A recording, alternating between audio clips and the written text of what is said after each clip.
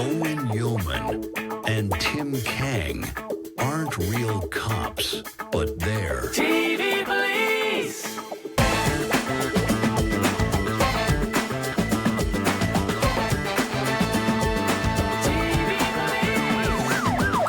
the TV police. Ken Woodruff! Oh, it was even better the second time around, wasn't it? Let's be honest. Totally Come on. worth it. Totally worth it. Ken Woodruff. Prepared for it, so Yeah. Now, can I just check before we go any further? Is this making any sound? And I don't mean me, I mean the microphone. Let me see. Yes, it is. You are good to go. Excellent. What a treat to have you here, sir. You are obviously a dearly beloved member of the Mentalist family. So thank you so much for being here. We are season 1, episode 8, The Thin Red Line. Yeah. I believe your first episode, Ken, right? first episode, and first episode, third episode of television ever that I ever. Wow. Oh my gosh. Wow. I was a baby. We all were. But Yeah, we all were. Yeah. Yeah. Just a real quick question. Is it the Thin Red Line or is it Thin Red Line? There's some debate out there. No, I'm you got to look it up. I love that you were checking. If you don't know, Ken, none of us know. We're in big trouble. You, not. God, I think it was Thin Red Line. Yeah. Okay. Great. I have it as the Thin Red Line, but Yeah. I will say I think it's the Thin Red Line. Yeah, that's exactly. I looked at the I'm glad Ken's here to verify all of this information. This is confirmed, everyone. Confirmed. We are thrilled to have you here, and I'll confidently say that you made it into my top 3 favorite writers, Ken, easily. I will say this: we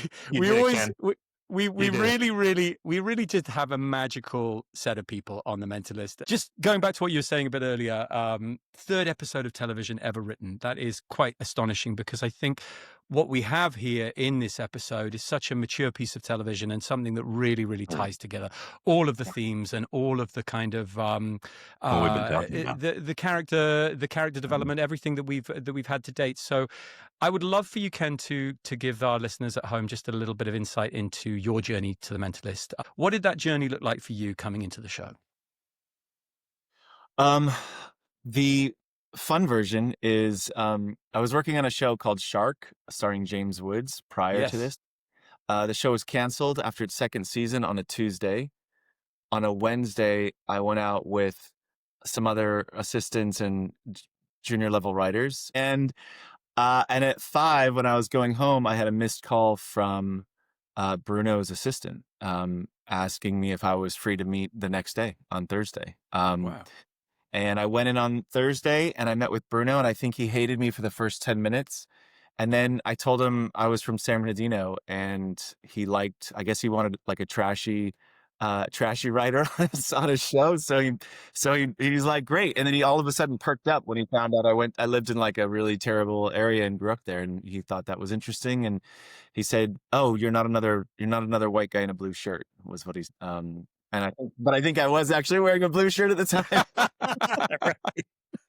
And the whole reason it came about was just because Gary Glassberg, who passed away, I think 8 years ago. He worked on Shark.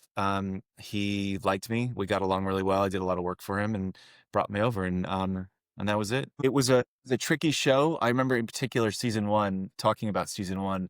We had all these experienced writers, and it was weirdly the people who were less experienced that kind of figured it out first. And I think it's because the Mentalist, the way that the storytelling was structured, it was just very different. I mean, Bruno, having come from Rome and just not in the network television system, just didn't think the same way as everyone else. And so when he came in, it was interesting. I remember Gary bringing me into his office, and he was like the number 2 on the show at the time. He's like, "What is this show? What is it?" And it was just because I think you needed that rutless brain in order to kind of see what Bruno was up to. And so that was it. But it was very fun, very good group of people, and likewise. Sorry, what was his brain? Rutless? I was about to call that out. What's a rutless brain? What is I don't know that? what that is. Well, you need.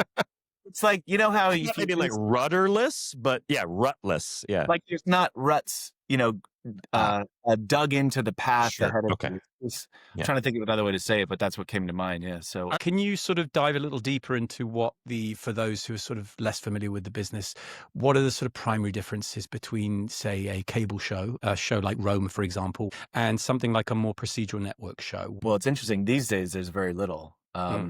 You know, you get shows like The Pit, which is just ER, which was a classic network show from years ago. So maybe more money, um, maybe more time. But it used to be at the time back when we were making all this, network was at such a breakneck pace of 22, we even did 24 episodes a season. You know, writing, producing, editing all at the same time. That's the biggest challenge by far. But in content wise, it was that the episodes were standalone. You could come in on 10 o'clock on a Monday night or Tuesday night. I don't even know when we aired, and watch it from beginning, middle to end. Whereas the cable shows were much more serialized, like novel, like chapters in. So you kind of had to. You couldn't really jump in as easily as you could on a show like The Mentalist, for example. We found that the show, certainly in our look back, has been remembered very much as a family show, which we found quite strange that people would get together on a Sunday night and just watch a nice bit of Homicide as a family. You know, what do you attribute the success and the longevity of the show to? In a television show, I'm not sure. I do know I've done a lot of testing over the years over different pilots, and it almost always comes down to likability of the characters. And not like we like them because they're nice, but we like watching them. They're charismatic, they're compelling. And I think we had just an incredible cast from top to bottom you guys, just people who were friends of mine or family members that I would see once a year at Christmas or Thanksgiving or something would be like, "Don't you kill Cho." Like they were so protective. My wife's family, she has family from Mississippi, and they were like, "You would have never guessed it." And they were just like, "If you do anything to Cho, I'm going to find you and kill you." It's weird. My parents said the same thing. They never said anything about Rigsby, but they were like, "I swear to God, if anything happens to Cho, you are in so much trouble." Right. But no, and then also, like, I think the dynamic between Rigsby and Van Pelt was there were just so many from top to bottom. Like every single person on that cast was just fun to watch. You guys carried scenes. You know, it was rare. It's very rare to have that good of a cast. I think that's huge. And I also, the other thing that was always strange, that stuck out was there's a really high correlation between clever and success of shows, which is a weird little in the weeds thing. But if people checked, they thought the show was clever. Like they thought it was, like where everything comes back at the end, like in a great Seinfeld episode, or everything pays off, or when it feels like it was thought out, or the turns are like, and I think that show was built around that. We always had like a takedown at the end of the episode. We always had, a big reveal, almost like a magic trick. Every episode kind of was broken like a magic trick.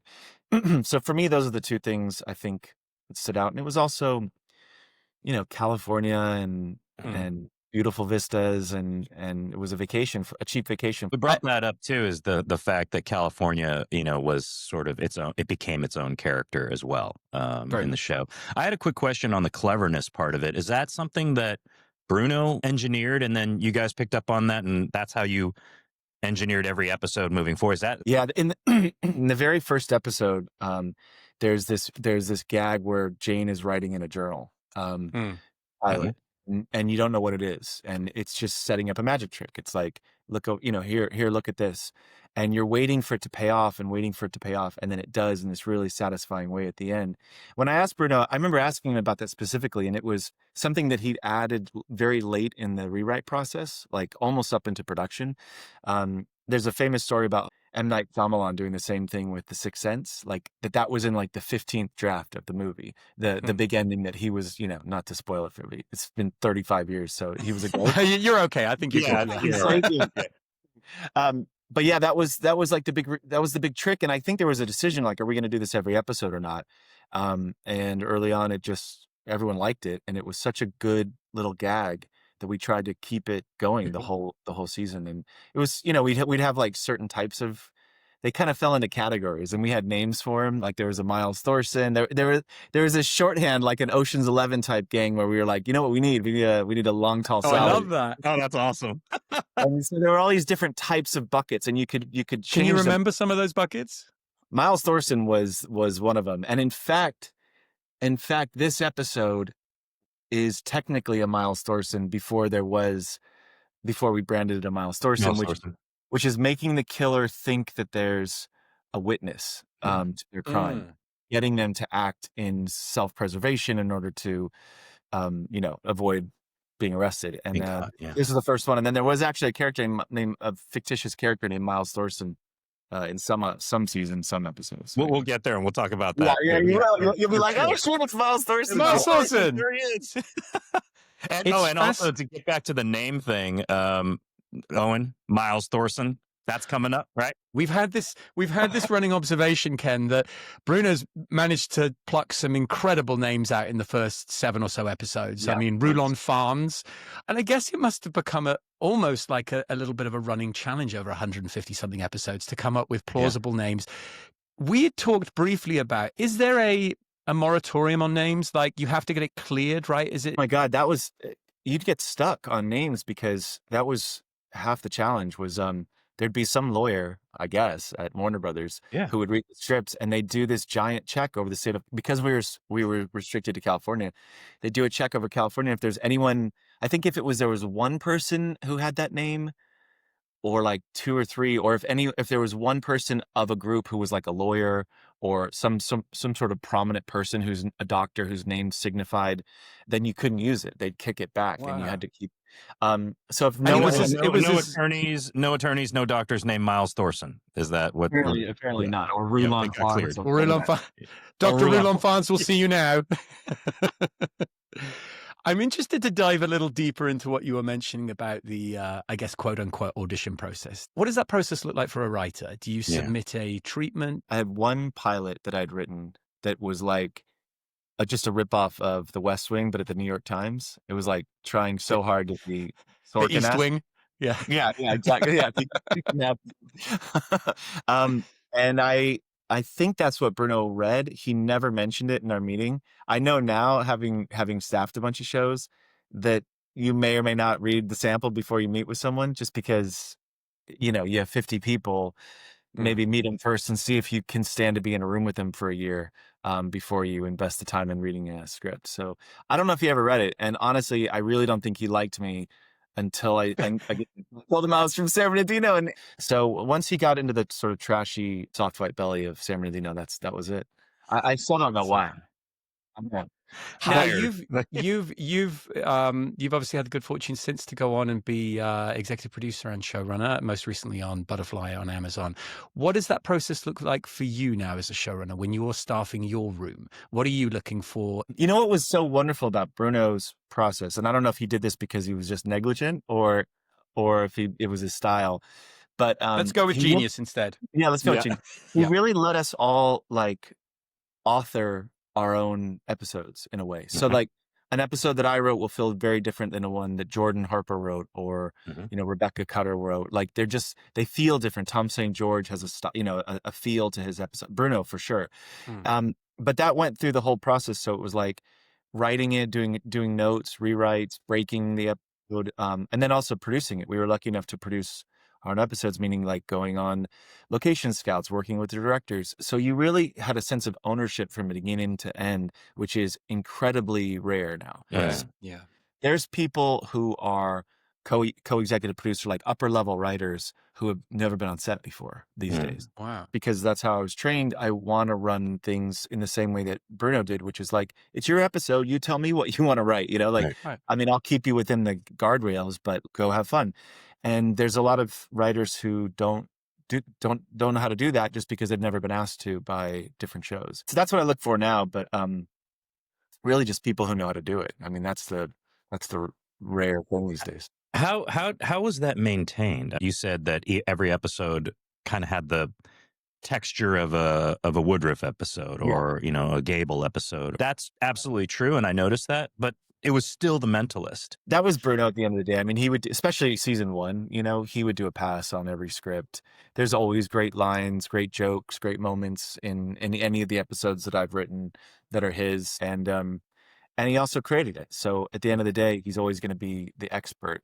Did you see that happen? Like you wrote the draft. Yeah. Bruno took his pass and you went, oh yeah, now it's Bruno'd. Like he brought it back. Did you see that process? Oh yeah, sometimes it was fun too because sometimes you get a draft back and it was like very lightly touched, and you're like you felt very proud, and then sometimes you got one back and it was like, it was an episode about a water park, and then it became back an episode about like the army, and you're like, holy, what happened? And then you started calling your agent, being like, we might need to go on some meetings next year. Right. What's next? Yeah, right. And everyone gets access to it. All the writers, we get all the early drafts, so you can see exactly like who got killed on the page and who didn't. And after a couple of years, you could kind of see, you could almost sense ahead of time like who was going to have a hard time and who wasn't. Right. Something that Jimmy mentioned last week, he talked about what a democratic place the set was under Bruno. He said that he would frequently invite all of the writers to give their sort of 2 cents on each episode. Was that something that happened for every episode? It varied every year between like 8 and 10 people, just because we were doing 22 or 24 episodes a year, which is a lot. And it started from the very beginning. Like you'd come in and you'd pitch an idea, and the room had a chance to kill it. I mean, not like one person, but like if the person running the room who was in charge, or if Bruno didn't like the idea, they would kill it. You'd have to come up with something else, And they were always looking for like certain elements of the show, who's the killer, just the basics, the one-on-one, like who's the killer, what's the turn, what's the trick that we're going to employ at the end, like what's the world. And then it would kind of carry through, like you break it as a group in a room. Mostly, like sometimes you can go off and do stuff and come back, but regardless of how it's broken at the end, you present it. It's almost like a doctoral, like a PhD presentation where, yeah. And sometimes it was more like the Nuremberg trial. I mean, it got rough in there sometimes. And then sometimes it would sail through. Like you didn't really know. Sometimes you'd catch a person in the wrong mood or the right mood. Everyone got to weigh in and be like, ask the tough questions, like. And it's really helpful because you're trying to keep the entire story in your head, all the different characters, production, all the millions of sort of challenges. And it was really helpful to have. Can you paint a quick picture for me? How is it? Were you standing in the front with a PowerPoint and the whole thing and a laser pointer, or how was that working? We had a giant whiteboard. We'd have whiteboards all around the room. You'd write your episode beat by beat, and we usually broke it out into like a teaser plus 4 acts. So it was very structured, Sure. Because of commercial breaks back then. And so you'd break it out and you'd want a big sort of a cliffhanger or a turn at the end of, like, everyone's seen the show House. At the end of every act before you go to commercial, the person almost dies, So you wanted something like that at the end. Maybe they catch the guy, maybe turns out this person's not the bad guy, whatever. And then you'd go through and write the scenes, like slug lines, meaning like, exterior, MacArthur Park, or interior CBI, and you'd break it all out in pretty good detail. And so you knew exactly what, and then you'd go through and you'd walk people through beat by beat what the story was. And at any point, Bruno and anyone could kind of chime in, and it was tough. Was Bruno sitting at the head of the table like Blofeld? I mean, how was that? Oh, yeah. I mean, you can see like the Grand Poobah, and you really are. I mean, it's an audience kind of presenting to like that one guy. Right. And sometimes your friends who, you're really close to the writers, if someone brings something up that Bruno hadn't brought up, you're like, shut the up. You know what I mean? Right. Let me get through this. You know what I mean? Like, talk to me after. That's amazing. Was there ever any sense of rivalry, I guess, is the kindest word of it? So let's say an episode does particularly well. Be like, why did that episode get 10 million more viewers than mine? Was there ever any sense of that? Or that's kind of out of your control, though, a little bit, right? I mean, you can't preemptively come up with something that's going to draw 10 million more viewers, right? No, I mean, but I'm sure just like when you're an actor and you do something and nobody watches it, there is that terrible feeling of like, could I have done something different? Do you know what I mean? Yeah. Right. It was incredibly competitive, but it was never about ratings, because that was so far removed from the work we were doing. It was always about like how it was received. Like if it was rewritten really heavily, if it was rebroken really heavily, if the notes from the studio network were extensive. So it was always based around that, or if the crew or the cast like really liked an episode. So it wasn't really tied to the numbers. It was more of like, how well it was received, and how well it played, and also when the cut came out, like, did it kill? You know what I mean? Just as a sense of pride, or just because it's a business. Yeah. I think every single person on that set was trying to bring the best version of that show. I look back and I remember two things. Number one was how much fun we had. And secondly, just how much everyone cared about it. And I know that that sounds like a given, but it's not always. How exciting was this journey for you? Because I know that as actors, I was really glad to have someone like Tim there with me, to be able to have someone to make sense of all of this. How did that feel? And what was that journey like for you? It was such a gift because, for a lot of reasons. One, everyone knew what the show was, so you had instant name recognition. So when you're talking to producers or anyone for your career, they knew exactly. They still do. They still ask about The Mentalist. They still people still want their version of The Mentalist, even all these years later. Financially, it was great because the industry can be incredibly, we all know, it can be so dicey. There's strikes. There's, we had just come off a strike right before season 1 started. All I had is debt at that time. So to have a job for 6 years as a writer on 22 or 24 episodes a season, and they were rerunning it, so you're getting residuals, like, it was just such a gift. But most valuable of all was it was the best film school you could have ever asked for, because Agreed. I think I made like 17 or something, or I was a part of 17 episodes. And then there's a countless others that, like, I had to do a rewrite on, or, you know what I mean, that you're involved with, or you're rebreaking. And you would just, the reps, like, just getting to do the reps, was so helpful. Good and bad. You got to make all the mistakes and learn. But that was, like, by far, even when I ran a show for the first time, there was nothing that I hadn't done 20 times. No meeting that I went into that wasn't a version of a meeting that I'd already done a million times. So just that experience was, like, the most valuable thing. And, learned a lot from the cast. Honestly, like, having to be there when person has to say your words out loud, it can be very humbling, but it's also, very instructive. The one big takeaway for me was exactly what you were saying. The luxury of being in front of the camera every day and being able to ply my craft and try it. Do you remember the last time you watched this episode? Probably in post. 2008? Right. Probably in post before it aired. But you left out, sorry, I'll come back to this, but you did leave out one of the greatest gifts of the show, which is the 11 televisions you bought for yourself. I will let you guys do your episodes, but I will say this. I wrote down 2 words. I've got my main word, and then on the back of my card, I have this. Now, you know what I'm referring to, right, Ken? Every time. Every single time I went to bed, Owen was walking on flat screen TV. You know when they say, what do you need that many TVs for? I didn't have 11 TVs. Okay, I hasten to add, right? Let me. This is interesting that the writer has taken actor sort of allowance with this. We passed each other, and I use this as an example of clues that you're on a hit show. When you're heading into Best Buy and Ken is heading out of Best Buy, and we both passed each other with flat screen TVs, and I remember looking at him and going, on a hit show. Yeah. To this day, behind my on-set remembrances, Best Buy is right up there. The first one, this one shocked me because I did not remember this, and there's a story behind this, though. The first word I wrote down was impotence. Okay. It's one of the major clues in the episode that the person didn't kill. But the horrible thing for me is, we talked about rewrites with Bruno. I had never added that in. That was a Bruno thing that he had come up with. But I had named, because you're early on in your career, I had named a character after my father-in-law's really good friend, Steve Preciado. And when I got the rewrite, I realized that Bruno had made this name synonymous with male impotence. The ED, like, just, yeah. I was dreading. Sorry, Mr. Preciado. I said, no, Bruno, make him important, not make him impotent. So dreading the episode coming out of this guy finding out about it. And he was like this, it was just like this big, strong dude. And he absolutely loved it.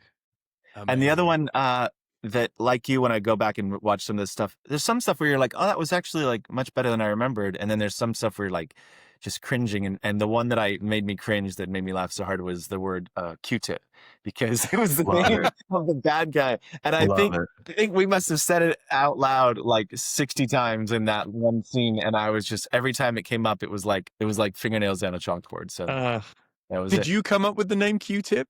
I have to take credit for it. I'm sure I did. Yeah, I did. Yeah. What was your word? Yeah. Sorry. What was yours? What was your word? Oh, it was Ravelry. And I'll touch on the reason on that later. How is the season constructed? Is that just a Bruno thing where he goes major beats in a season arc, and then you have to touch on it each episode to kind of build that season, or how does that work? Depending on the type of show. So a more episodic show like The Mentalist, we would come in at the beginning of the season and we would talk through big storylines and individual character arcs. That was really important. Character dynamics. And so we would have a map for that over the season. Season 1 is tricky because you don't know if you're even going to last 4 episodes, let alone 3 or 21 or whatever we ended up doing.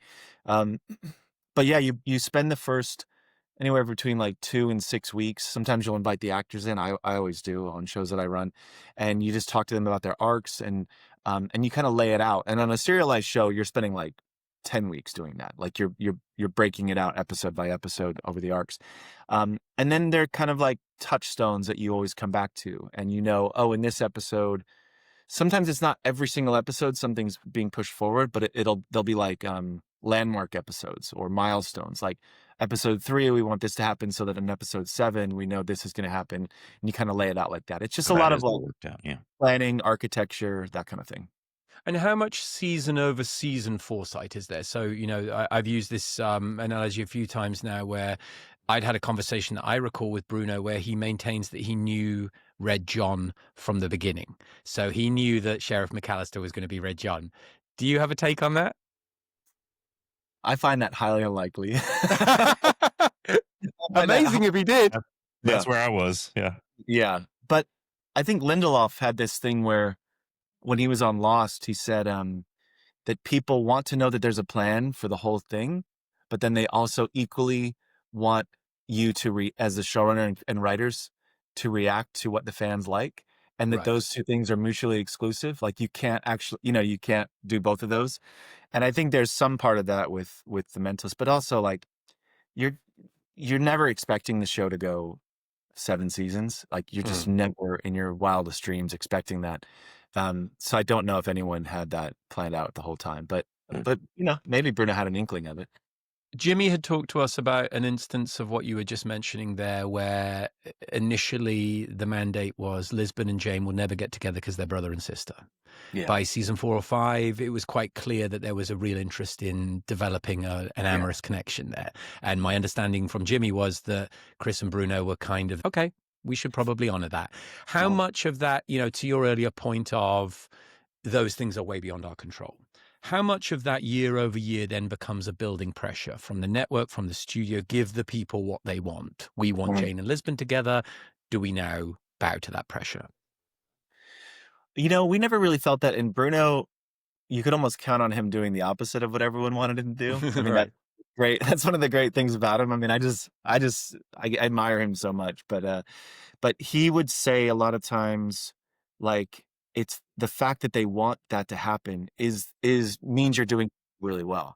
It's like chocolate, or it's like something that you really desire. You want it, and that's the fun part. And then once you have it, it's kind of like you're waiting for the person to leave in the morning. It's a little bit like that. It's moonlighting, isn't it? The minute you get them together, you got a problem. When we had Amanda on, I joked because I said, you're always slightly trepidatious as an actor when you get into a relationship because you know that no one wants to watch a boring, happy marriage.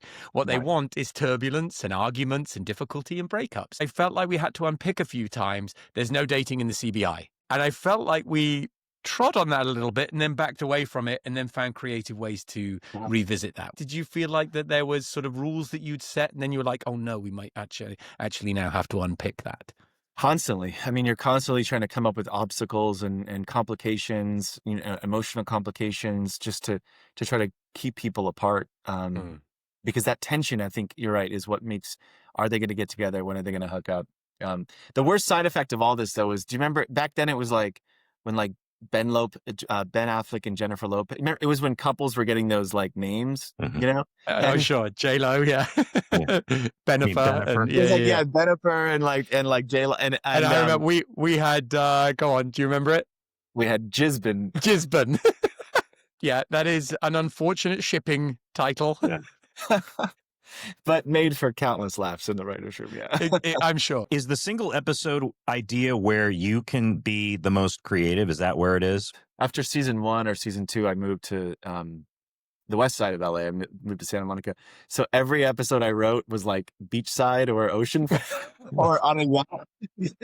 I just was so sick of driving to Acton, at 4 in the morning. And I was like, I'm not going. So yeah, you have a lot of control. As there's more trust, over the years, you get even more of that ownership over it. And you'll come up with some just, idea or some world you want to visit or a takedown. Sometimes you build an episode around that, or they'd say, hey, this is the episode where Cho and Rigsby have a falling out, or you know what I mean, and you'd be looking forward to that, so you knew how to structure the whole episode around that. So yeah. Ken wrote more than one show centric episode, and that's where our friendship sort of started to blossom, is that we were on the phone a lot or emailing or, hey Ken, what's this mean? And so very fond memories of those moments too. I know it's not something that's unique to our show, but there was definitely a real sort of consolidated feeling of writers who would write your characters. And I loved that. Gary Glassberg, sadly, was someone who always wrote very, very sympathetically to the Van Pelt and Rigsby storyline. So I really enjoyed having the opportunity and was just devastated when we lost him, because there was no one better in this arena, really, the procedural arena. Do you remember any instances of actors or producers or people coming up to you, you're the guy in charge now, you're the writer of this episode, and thinking, there's no one else to ask here, it's all on me, Did you have any instances of that on this? I mean, I had that for the first like 4 years. Right. But I wasn't, yes, but I think I was like, just sort of ignorant enough to be confident at that age. So I felt like if I could survive that, I could survive, most things.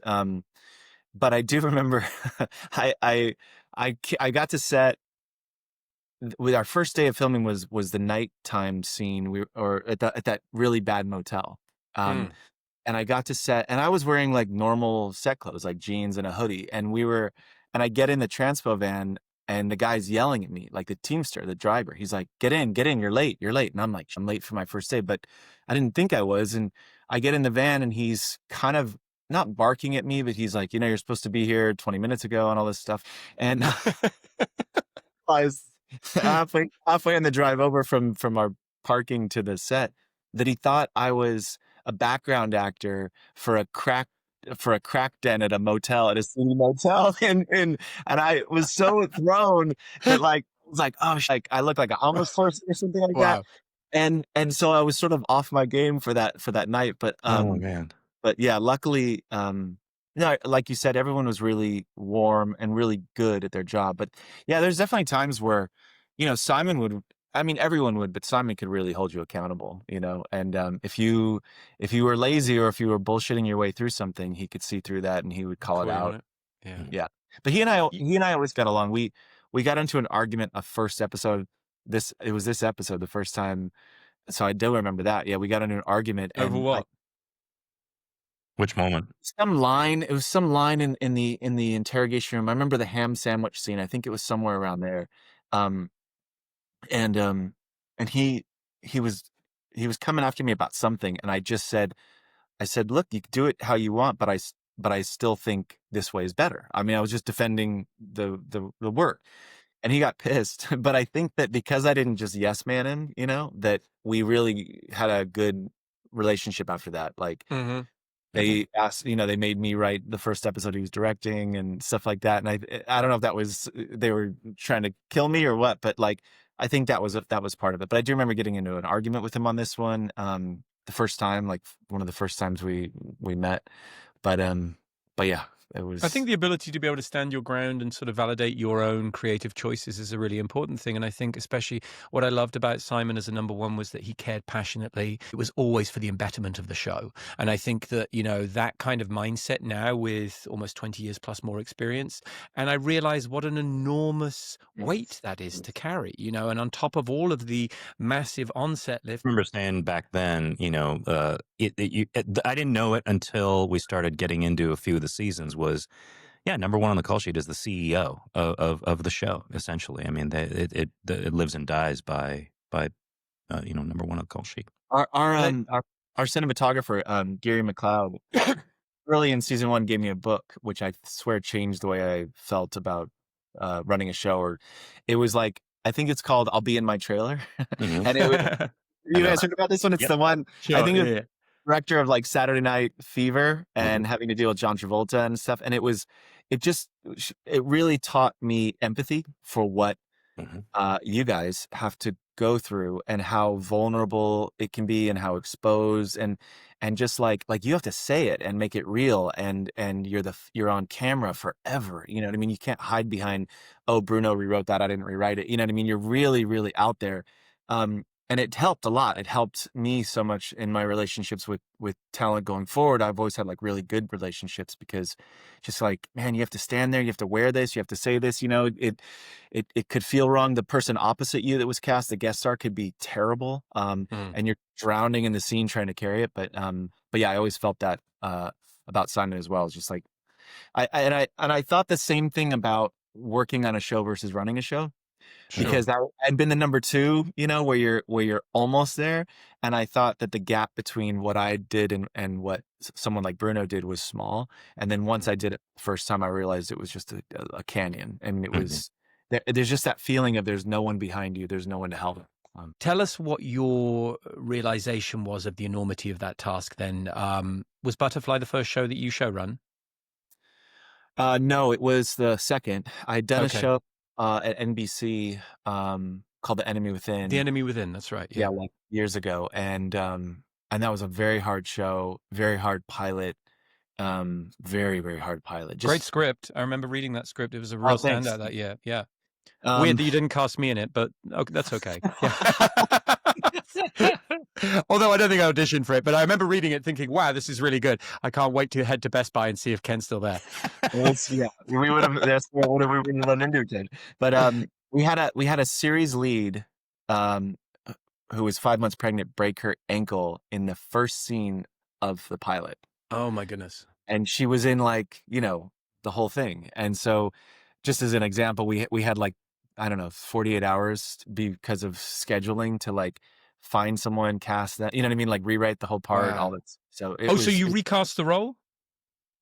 Wow. We recast it because we liked the actress so much. We wanted to bring her back. And if we knew if we just brought in another actor like her, that role she'd be gone. We wouldn't, so we actually wrote a completely new role and then brought her in the second or third episode of the series. So, cause he didn't want to, I really liked her. Her name's Cassandra. I really liked her, and she's also very, very talented. So it was good for us. But I also really didn't want to fire a pregnant woman who broke her ankle on my show. But yeah, that was, man. It was exhausting. You're doing, like I said, you're breaking story, you're writing scripts, you're shooting scenes, you're prepping, and you're editing all at the same time. So it's like 4 jobs in one. Whereas now it's so much easier. Like, you have 20 weeks to write your episodes clean. Then you have 12 to 14 weeks just to prep. There's nothing else going on. And then you just shoot. It's like so much easier. Wow. But you're removed from the kind of machine that we had, which was great. Right. Whereas I could be in the room writing this and I could pop down to post to see the most recent episode. Then I could go on set and just pop in and see you guys and run an idea by you, or, you know what I mean? Like it was, well, like you were saying, Tim, you could just send an email. By the time we're shooting shows now, the writers have been done 5 months. Wow. So yeah. Do you feel like, looking back, the creative process was ever challenged or threatened by how little time you had? Yeah. Stuff that didn't quite work. You kind of had to not pull back from your ambitions, but you you had to produce on the page. Hmm. So you couldn't have, you knew you had 8 days, you knew you had so many hours in a day. You couldn't do the sequence that was the movie version of the sequence because it would take 6 of the 8 days and you'd have no time Sure. left. So that's really comes in, and then just timing, like you're making decisions so quickly that not all of them are going to be good, you know?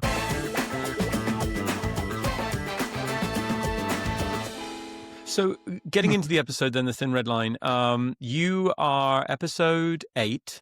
So at what point are you aware that that's your episode allocation? Prior to the season? Yeah, right in the beginning, before this show starts airing, but after the writers have met for like a couple of weeks. Yeah. Right. And So we went with ideas and pitched them, and then people kind of, Bruno and whoever else, figured out like where they should go in the season. Yeah. Sure. It's usually seniority. You usually want to lead with your strongest writers, and then you kind of work down the list. So I was 8. But the one thing that I will say in the credit of The Mentalist was that, and maybe this was the strong guiding hand of a lot of seasoned writers, but we had some fantastically talented young writers. Yourself, Erica, Jordan, Dave Applebaum, all people who have gone on to enjoy tremendous success. You worked with David on La Brea, right?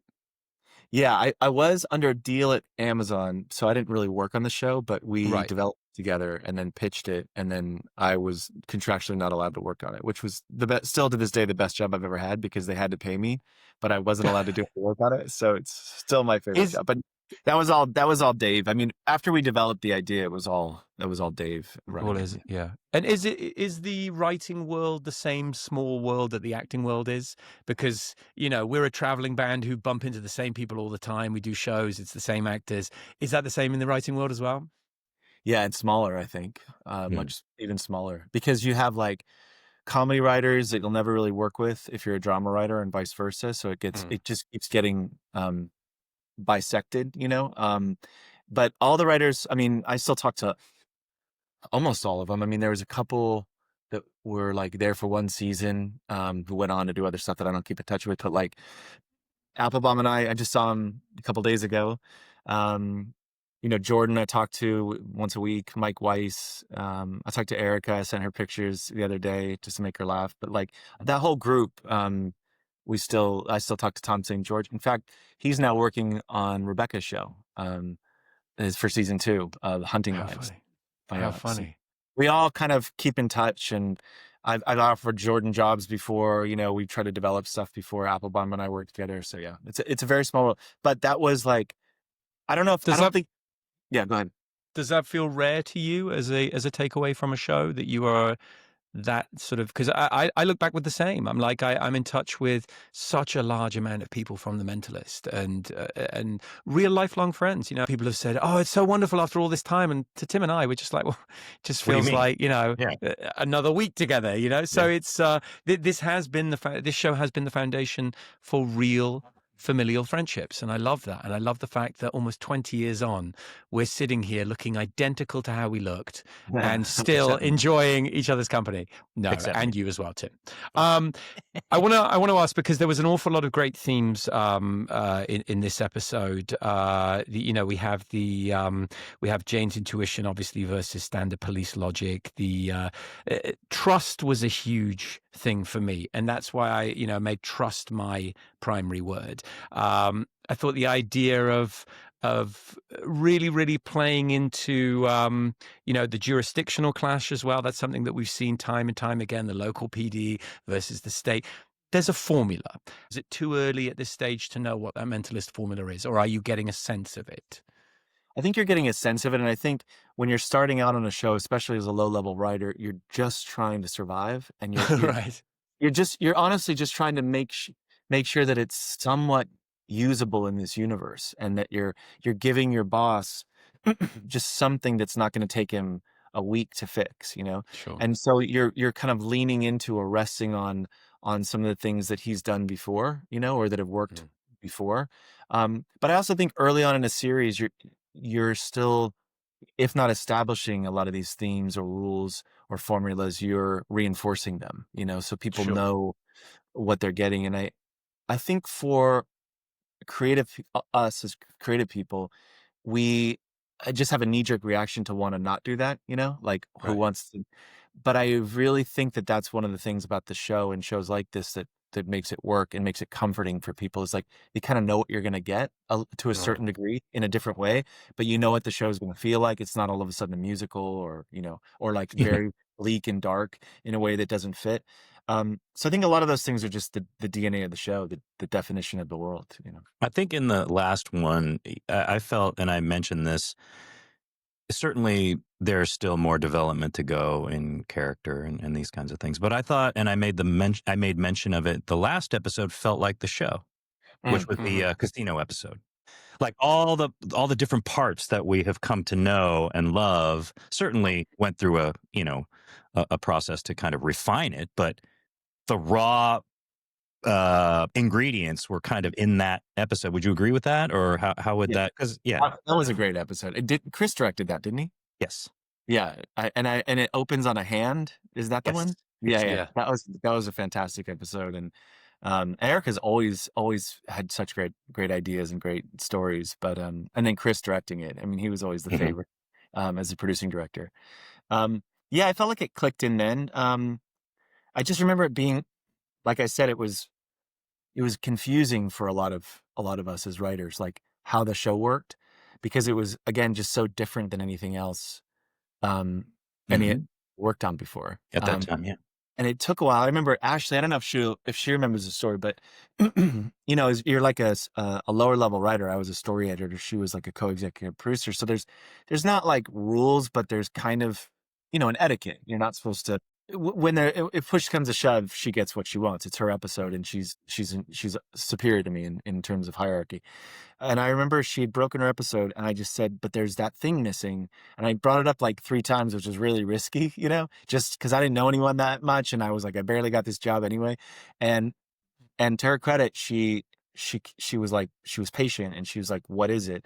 But it was that thing that we were talking about, like that journal in the first episode, or whatever that trick that Jane is doing. It was missing from an early version of what she was up to. But yeah, so I think early in that season, we were all trying to finding out, like, what are the elements of the show? I'm sure you guys were too. Like, it's just who your characters are, how it works in scenes, what the dynamic is. And then to compound things and make it more complicated, you have a different director every week. You hit on something really, really important there, Ken, and that is that, every week there is this balancing act always of elements. You've got the creative elements from the writer's room, hoping all of those hit. Then you've got the cast, the core cast and the B cast and everything that comes there. And then you have another artistic sensibility thrown on top, which is a new director.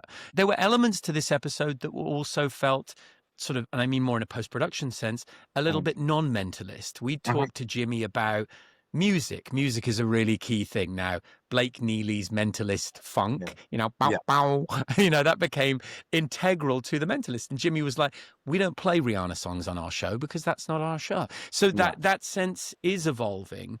Because you had some very, very key things like witness protection and all of those things, was this something that grew out of anything real in the news? Was there a spark or an inspiration for some of them? Because at the heart of this episode, you've also got the very important thing of what happens when those state-protected witnesses are not protected. I think now, having done this and looking back at it with fresh eyes, I feel like there's a common thing that I always come back to in shows that I create, and it, not every episode, but it usually comes back to like some family dynamic that really always kind of grounds me. And the show that I just did at Amazon, it's like a father and daughter and an adult daughter and what that relationship looks like. And on this one, I just remember starting with this son and this father and this difficult relationship, and what you would go, it's a common theme and stuff that I've done, but like what you would go to, the lengths you would go in order to protect your children, your family. And it's weird because I didn't have kids at the time. But now I do, and it's only gotten stronger. So I know that was where it started. And I think just, sometimes the ideas of like witness protection, sometimes it's like a world that you just haven't explored yet, that is like ripe for our show. And sometimes, you mentioned Carl in the beginning, sometimes you'll have consultants come in, and we did early on in the first season, we had a lot of consultants come in. We actually had a woman from the actual CBI. The actual CBI, huh? Yeah, who and now I don't think it exists anymore, but who came in and talked to us about all the kind of things that they did, and I remember, I think that was where the witness protection stuff was important. But yeah, I think mostly it comes back to like, what's that thing that you're trying to say, and Sure. it's usually family for me.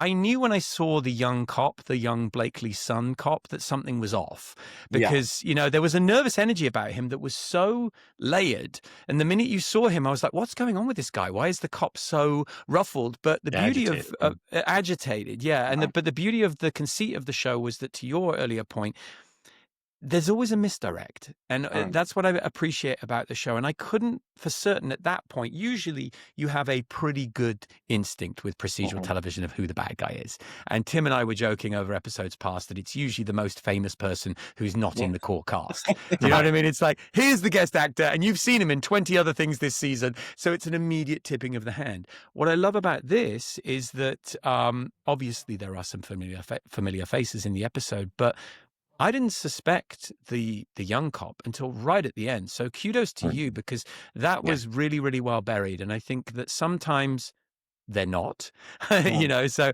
to have that. I also appreciate the fact that the suspect always seems to run towards Jane. Right? I mean, Lisbon or Jane or somebody, you know what I mean? And they're always running into the arms of our cast. Yeah. I think it only makes sense because we head one way and Jane usually heads the opposite direction. So, therefore intercepting whoever we're chasing. Yeah. I thought that there was, and I sense that this is probably your word, Tim. I thought there was a wonderful introduction of, and this was a trope that came up a few times, rival cop forces, and what those showed us about, we had the much later, slightly less favorable Bert and Ernie. But, I guess Presidio and Blakely were a first opportunity for Rigsby and Show. Preciado, thank you. Yeah, my take on that was that, up until this time, that the interdepartmental or interagency rivalries was always CBI coming in and steamrolling. And this was the first time that the other agency pushed back really strongly. And I got to say, too, as a side comment, Preciado is one of the most unpleasant people I have ever seen on The Mentalist. He's the angriest guy I've seen on the show, and it kind of came through. I'm like, oh my goodness, I do not want to be in a room with this individual. Yeah. But what's really interesting is I wonder if it's the impotence. It was the impotence. I remember watching it early on going, why is this guy so angry? And he had that kind of real East Coast thing going on. Yeah, so everything was kind of in your face, It was like, good Lord, man, just chill for a second, Yeah. Do you remember did you get to sit in the audition process for guest actors, Ken, in those early days? Yes. All the episodes. How was that? Tell us a bit about that. It is, everyone always thinks about themselves first, right? Usually. So, you go, oh my God, this scene really doesn't work. Or, oh my God, this dialogue, needs another pass. So anything that wasn't up to snuff, you heard it, 35 times, in an afternoon. Right. That was but it was really, really helpful. Like the way that a playwright will workshop, the script. It's really helpful to hear it out loud. And I still think people should read their dialogue out loud. Writers read it out loud before they ask someone else to read it. We're talking about the table reads and how they've kind of gone. Well, and that way you can avoid unfortunate constructs like Cara Palmer's car alarm, which is something that no actor wants to say. Right. And even 17 years later, I still remember the trauma as a Brit trying to do an American accent saying Cara Palmer's car alarm. Yeah, I remember you and Simon both there were certain sounds or certain combinations of sound that are just tricky for those hard R's. Those hard R's. Yeah. But that was really fun. I feel like you learn so much sitting there, and you get feedback from the directors usually in there and the casting director. So people who were much more experienced than I was in most cases, you get to sort of see how your take matches up with theirs or doesn't match up with theirs. A lot of times you kind of know, you have a really strong feeling as soon as they walk in the room. It just really? especially as a writer, you've kind of seen it in your head.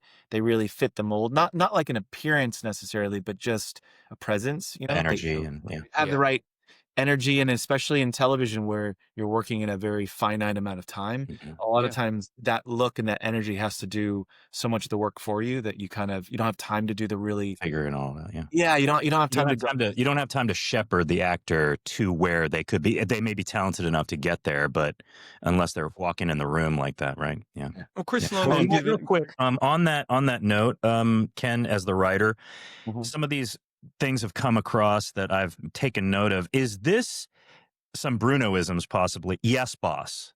Now, this was the first one where Lisbon says yes, boss. Now, and I told this to Owen that I've never heard yes, boss in my 40-something years of watching television or movies. And then another Brunoism potentially is like that.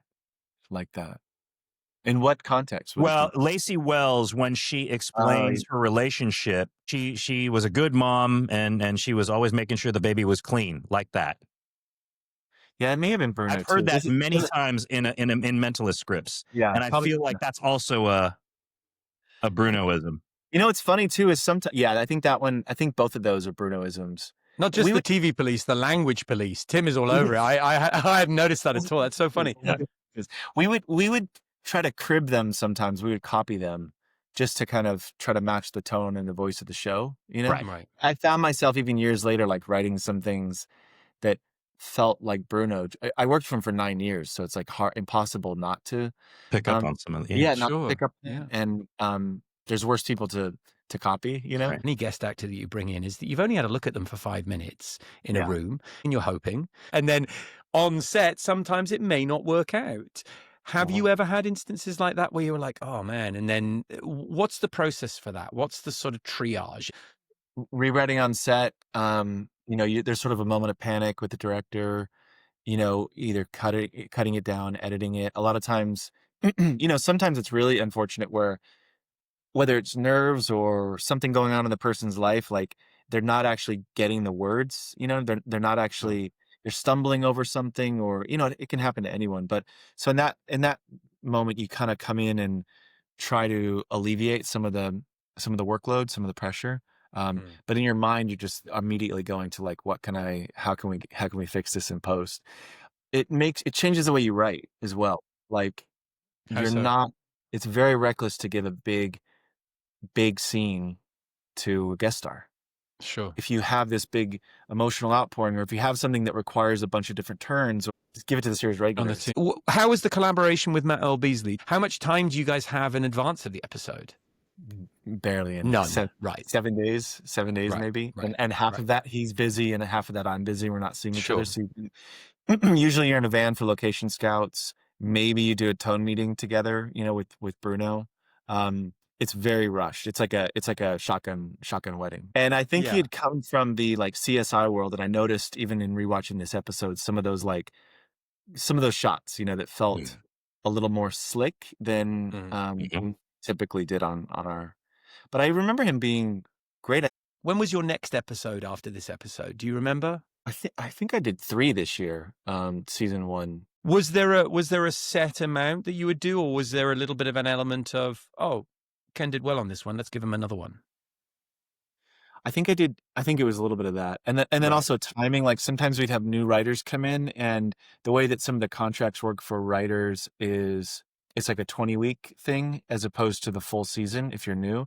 So this is like getting into the weeds a little bit. Yeah. But you want to audition those writers first. You want to know if their episode is good, and if they're good writers, and if they kind of get the show well before that 20 weeks is up, because otherwise you get rid of them and bring in someone else. Right. So I think some years I would go later. I mean, I was junior at this point, so I was like down the list, but I think some years I would kind of go later. Is there a scene in or a moment in this episode that is your favorite, that you kind of went, you know what, I nailed that moment, or that line, or that scene? I think there are a lot of moments that I thought I had nailed at the time. Let's hear them. Come on now. I will say, I think the scene that sticks out to me only because it felt the most kind of real, was there's a scene where they interview the mom of the victim, and she's not like and she's like strung out, and she just reminded me of, she still reminds me of people that I knew growing up, relatives with like substance abuse problems or something like that, where and it felt like not the kind of TV that you would expect. And she was heartbreaking, and to your point, I felt like it felt like she belonged to a grittier show. There was something very heartbreaking about when she was like, "Just don't bring the baby back. I can't deal with that." This one sticks out is because I remember Big and Simon and Robin, who, I don't really know them that well yet, and they both said that they liked the scene and they thought she was really good. And I thought that one, that one worked. And man, TV. And I could see Robin too when she was working with that actor. Robin would drop in. Yeah, I think that was one of them, and it was unexpected that she, because a lot of the time TV moms are like, they're nice, and of course they want the baby, and this was just a little bit different. But yeah, you're right. It does feel like a little bit of a grittier show, and I think this episode was probably, on the scale, it was much closer. I mean, Jordan did some pretty gritty ones. I'm sure there's other writers. Well, they were leaning into your gritty San Bernardino bringing. You brought the grit, Ken. The idea of wealth or lack of wealth, that seemed to be quite a recurrent theme. Would you say that was something you felt in the writers' room? Right. Definitely felt it. We talked about it a lot, actually, too. The show was populist. We actually had to like pull back from it at some point of like, the bad guy can't always be the rich, owner of something just because it's so predictable. So we had to kind of pull back on that. But we always talked about one of the things that Jane did through the storytelling was try to hoist the villain by their own petards, and it was just easier a lot of times when it was someone who is pompous and arrogant and, and rich. And right. I agree with you about class, definitely. And I think a lot of these shows end up, especially if they're written by an American, they end up being about race. And I think because it was British, we had two of the biggest voices creatively on the show were both British, with and Bruno. And so it was much more about class. And I can even still hear Chris today talking about both of our dads were brickies, they were both stonemasons. And he's like, we're just working class lads, and I can just still hear him saying it even, 15 years later. A little bit of bitch inside the nice, a little nice inside the bitch. I thought that was a great line. Where did that come from? We were short. The episode was short. Back then, I think with network, you still have to deliver like an exact time.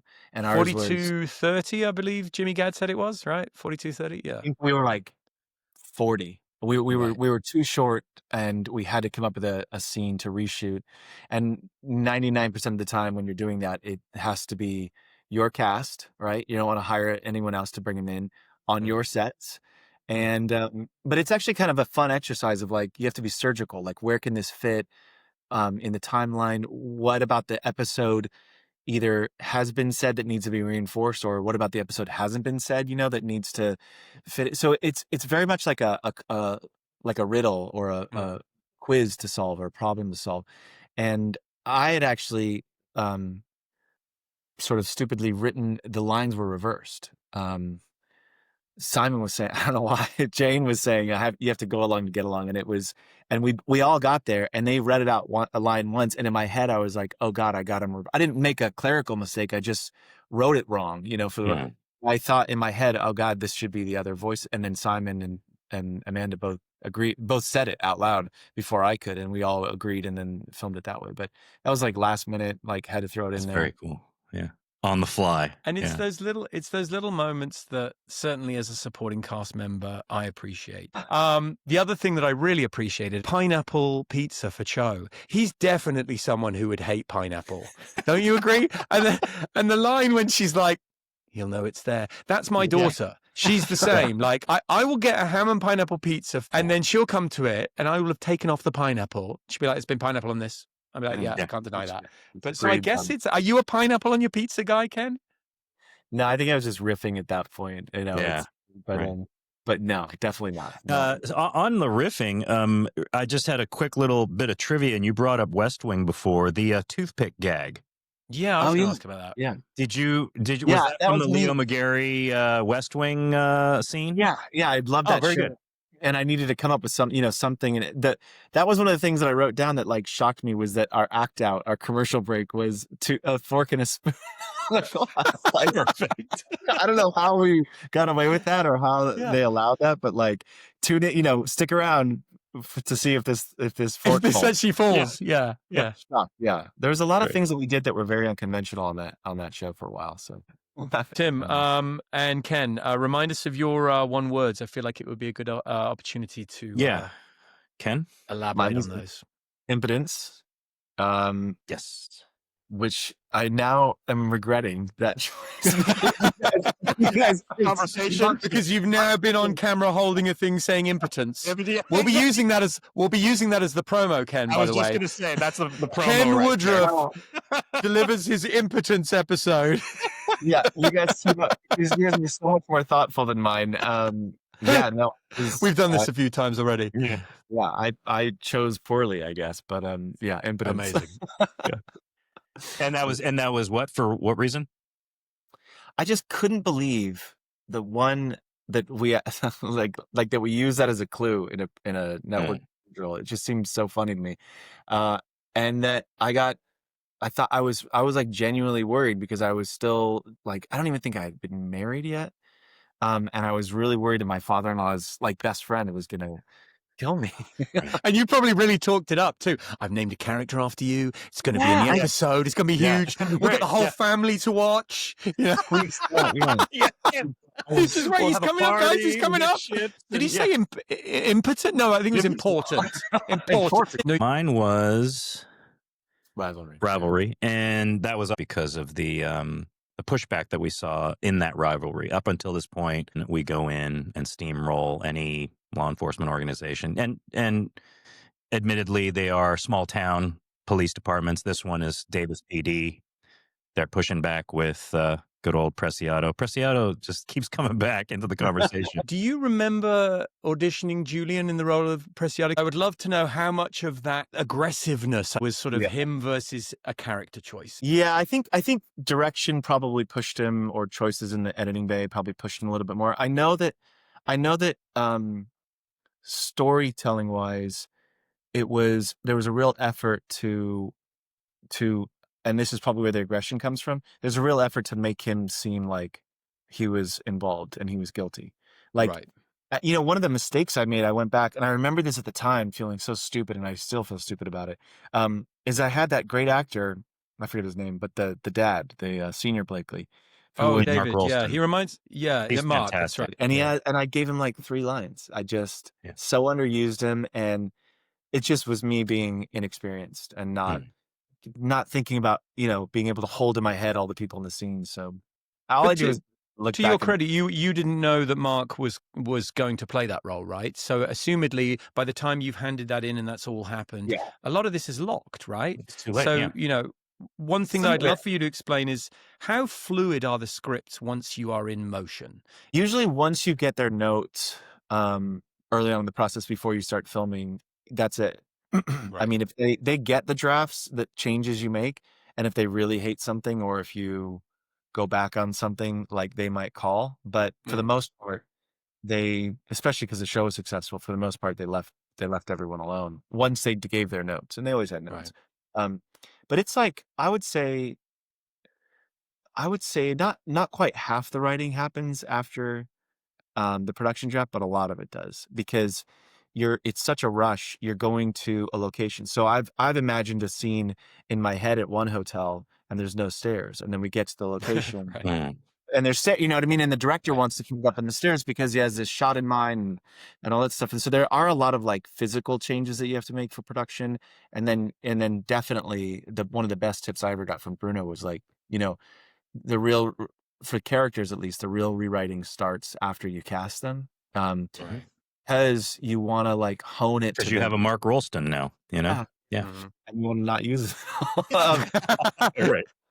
No, he was great. Poor guy. Yeah. I was so inexperienced that I just didn't even think, like, I just missed it. But yeah, a lot of, and I know that now especially when you're creating a show, because those first episodes and the first time you're meeting those characters are so important that like you work with them, you rewrite it, you hone it, you hear what they're good at, what they're not good at, you know, and what they like about it and what they don't. But so much, I'd say like on the shows that I've done more writing after the quote unquote locked draft than I did before. Yeah. If you've got a guest actor who's coming in and it's like, it's just not landing, this is not going the direction that we wanted it to go in, you presumably, like you said, you cut the script down a bit, and then you just hope it's sort of all made right in the edit afterwards. Or you let them say it in the words they feel more comfortable with, as long as the intent and the meaning is still there.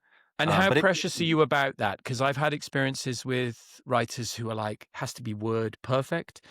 How do you feel about that? Like, if you're in the right ballpark, are you the kind of writer who's like, it's good enough? I'm pretty easy. Yeah, I'm pretty easy. I think like there's certain lines that I always want done the way that it's written, just so I have it. But for the most part, I'm after the performance, not the words. You know? Remember how much writing was done mindful of our own relationships. So as the show evolved, and obviously your party to growing friendships between Simon, between Robin, between myself, between Tim, how much of our own personal kind of rhythm gets written into that? A ton, I think, if you're a good writer. I think people who are observant of that and like can write to people's strengths. You know, we were lucky on that show. A lot of shows you have to be defensive in your writing, meaning, you know, you can't ask certain actors to do certain things because you know it's just not going to work. On our show, what do you mean it's not going to? You mean the actor's going to refuse to do it or not want to do it? They're not going to do it right. Oh, right. They can't do it. They're unable to do it. Yeah. Okay. And you know, I've worked on shows where there's kids or teenagers and they're just not developed yet as actors, so you kind of have to stay away from. That's an example. Or if certain actors like don't have a quality, like they, you know. But I was going to say, on our show we were really lucky. There was nothing you really had to do that was defensive in our writing, which is such a gift, because you don't have to pull back. But yeah, talking with you guys, I mean, there's so many things like. We'd be on set. That's a great thing about being on set. We'd be on set, like we'd sneak into the sound truck or whatever after a wrap, you know what I mean? Or you'd be on set at lunch, and like whatever we were talking about, it would stick with you. And sometimes it would make it into the scripts and sometimes not, or you'd pick up on the dynamics that you guys had as friends. And that just made that relationship on screen so much better and more realistic and strong. But that was really coming from you guys. We just kind of like watch what works, and I would imagine, I think most writers watch what works and then try to just like not basically. Yeah, sure. Just to note, I think this is the first episode where we established Show as an avid reader. Yeah, I love that. Yeah, he pulls out War and Peace, I believe, in this scene. Like read. Yeah, just some little reading. I don't know if we established it before, but I know we have Rigsby being an avid eater in this episode. Oh yeah. Yeah, we already had the high point of me enjoying ketchup packets. Yeah. So you know, that's a low point. When you're that hungry, you're like, any condiments? The one thing that I do want to add is the beginnings, or maybe the second instance of Patrick Jane getting punched in the face. Can you talk to us very quickly about how and where that all originated from? I think I did it like 3 or 4 times over the course of the season. I got him hurt a lot. Was that your thing? Was the Patrick Jane punch in the face a Ken Woodruff thing? I know I did it a couple times. Yeah. There's a Miles Thorson and a Ken Woodruff. Can we? This next episode is going to be a face Ken punch. Woodruff. It's going to be a Woodruff. Yeah, that's in the Woodruff bucket. Done. Yeah. But one of the takes he had on that character, which I loved and I thought was so refreshing, was like every other character on a crime show was like the bull, you know, in a charging down, and he was so much more the matador. And the fact that he chose to have his character be like a physical coward and avoiding conflict was so different and refreshing. And to play into that, like even scenes like he would do it when we weren't even thinking about it, there'd be a conversation between Lisbon and somebody else, and it would start getting heated, and you would just watch him slowly back away on camera. Right. I actually noticed one of those beats. Lisbon says to Preciado, "Good-looking man like yourself, you know, you could have anyone you want." Oh, God, and you see Simon just go, What? It's like but those little, whilst eating a television sandwich, but those little things are the nuance and the details that I think make those characters fun. They make them relatable. Yeah. Ken, we honestly could speak to you for hours, mate. Thank you from the both of us, from the TV Police. I know people are going to have an absolute treat watching this and hearing all about things from the writer's side. It's been an honor. We are really, really excited to dig into episode 9 next week. Or is it episode 10? Episode 9? 9. Number 9. 9. And what's the name of that one? Flame Red. Flame Red. Yes, it is. Written by Ashley Gable. Flame Red. And I know you're all just desperate to get into a Rigsby arson episode. So the wait is over. Next week. Here it comes. Here it comes, Flame Red. Ken Woodruff, thank you so much. Tim Kang, always a pleasure. Join us next week on The TV Police.